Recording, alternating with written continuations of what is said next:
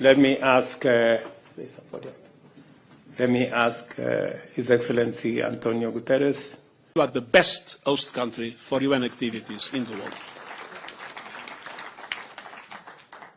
Gratitude, but also admiration. I am deeply moved by what has been the extraordinary leadership of Kenya and your personal extraordinary leadership in the difficult moments the region has known in the last years, and particularly in the last months and weeks, with a permanent initiative and a permanent commitment to lead the African solution for the African problems that surround you. Ethiopia has known a devastating civil war. Kenya had an absolutely central role in creating the conditions for a peace process that we all believe will lead to a positive solution for all the Ethiopian problems. When one sees today the tragedy of Sudan, it is clear your personal leadership, together with the countries of IGAD, together with the African Union, and we are fully ready to support it, in trying to make sense of this horrible situation in which two leaders are fighting each other and destroying their own country. And again, Kenya is in the front line of addressing the problem and doing everything to solve it. In the DRC, and in the DRC we have MONUSCO, and we know how difficult it is to operate in the DRC. And we are extremely grateful for what has been the Kenyan initiative, the Nairobi process, and the courage of Kenya sending Kenyan military in a very, very, I would say, dangerous situation, not waiting for financial support, not waiting for equipment or for whatever. You have sent a group of troops that has performed, together with your political initiative, almost a miracle. We have seen the M23 at the doors of Goma, and we know Goma is safe, and the M23 is slowly retreating. Things have calmed down. The problem is not solved. But we know that Kenya is in the front line to address it and to help to solve it, because the Democratic Republic of Congo people need and deserve peace more than anyone else in the world. And I could go on and on with South Sudan, with your active diplomacy with Eritrea, probably one of the most complex diplomatic efforts ever made by an African head of state. Indeed, I have to say that what Kenya is doing and what you are doing is a remarkable example of how we are able in the world to solve problems, to bring peace, and to address the dramatic conflicts that we all face and are having such negative consequences in relation to the stability and the economy of the whole world. Gratitude, admiration, but also solidarity. Solidarity because we live in a world in which we face dramatic inequalities, and inequalities that have been rising. Inequalities among different people, but inequalities among different countries. Looking at the last few years, I was, many decades ago, Prime Minister of Portugal. And I imagine what it is to be Prime Minister of Portugal and what it is to be President of Kenya at the present moment. The COVID came. Portugal had a very easy access to vaccines and managed to fully vaccinate its population in a record time. African countries had an enormous difficulty to have access to vaccines, and even when African countries gathered the money needed to buy them, they were not available in the market. Then we had to recover from COVID. And the Prime Minister of Portugal had the support of the European Union, and the European Union printed a lot of money. The United States printed a lot of money, and all developed countries in the world printed a lot of money. I don't think in Kenya there was a possibility to print a lot of money without completely ruining your currency. And when, in the developed world, so much money was printed, that was one of the causes, not the most important one, but one of the causes of the progressive rise in inflation that, after the invasion of the Ukraine, became quite dramatic. And when inflation grows, interest rates grow. And when interest rates grow, a country like Kenya has to pay a heavy price. You couldn't print money, but you are paying the consequences, at least partial consequences, and the money that others probably have printed a little bit too much. The special drawing rights, thanks to her initiative, and I'd like to praise her courage, pushing for it, but there was one thing she couldn't change, the rules of distribution.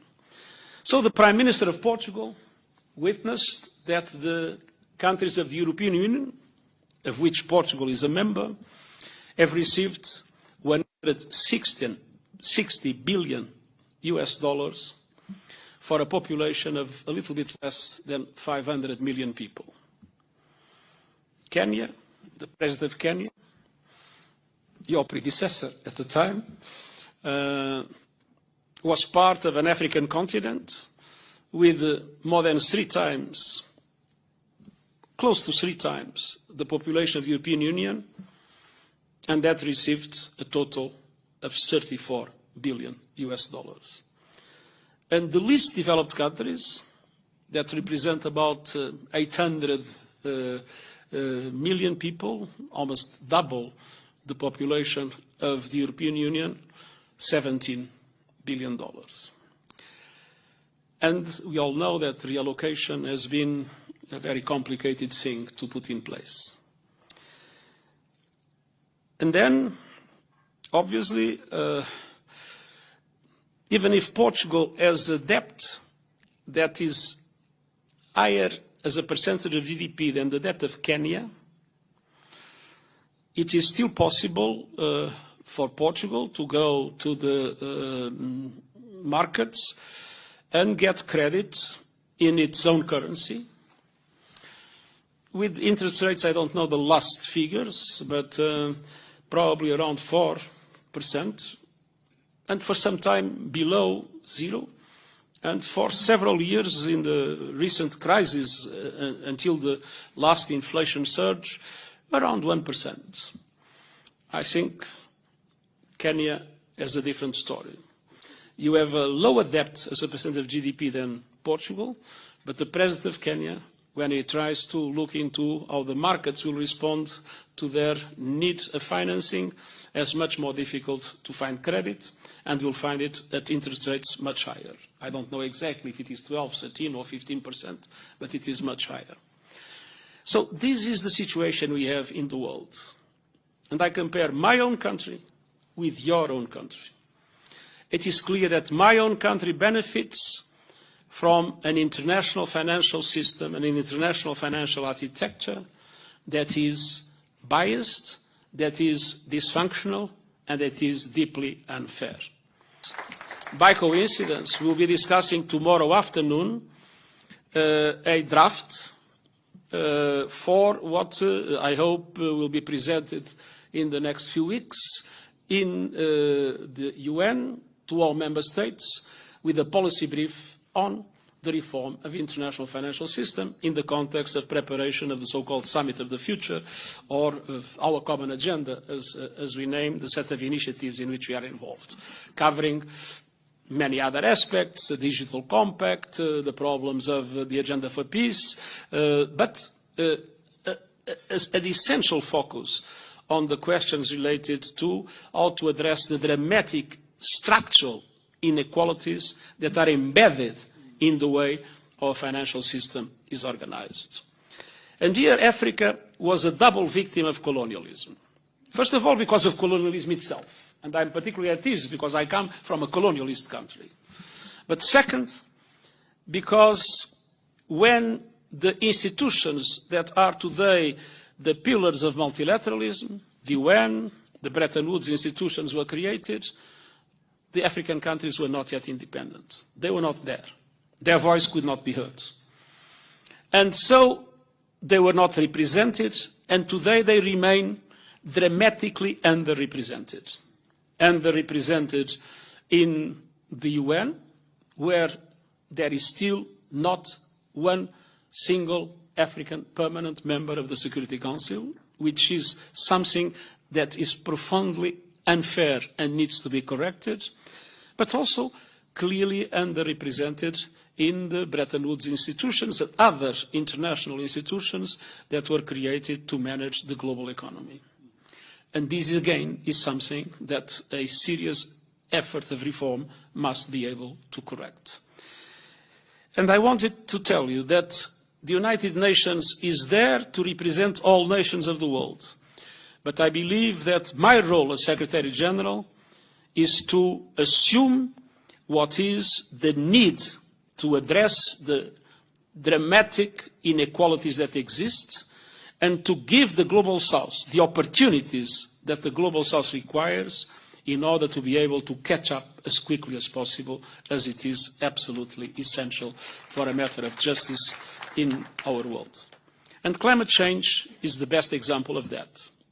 As you said, Africa had a very small contribution to climate change, but many African countries are in the front line of the impacts. Floods, droughts, many other aspects. And this is a factor not only of poverty, in some situations of hunger, but a factor of instability. And indeed, the drama is that independently of everything that is being said, we need to dramatically reduce emissions this decade, and the emissions are still growing. And 80% of the emissions are of G20 countries, developed countries and large emerging economies. It's not Kenya, once again. In this case, Portugal also has a very small contribution.